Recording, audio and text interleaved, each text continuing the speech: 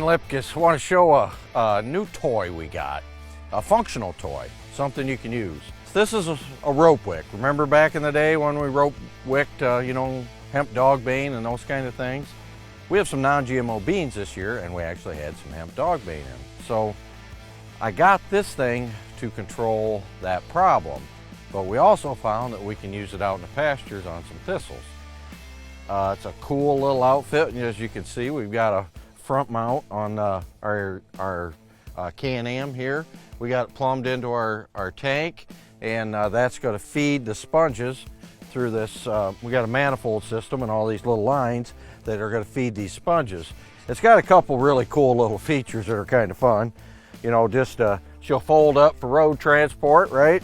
No hydraulics to brake like that. And then Summers came up with this pretty ingenious height control system. So check this out.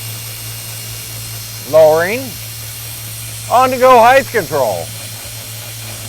So you can change as you go, or stop and change, down and up and wherever you got to go. So pretty ingenious, pretty simple little deal. I like simple little deals like that. So how this thing works also is, like I say, we've got it mounted to our pump on the sprayer, and we engage the sprayer, and what it does is start putting a little bit of fluid out into those sponges. And after a few seconds of pumping, you can get those sponges wet and saturated, and that's when you start wicking, as they say. We've got a Roundup and 2,4-D mix in there to knock these thistles out.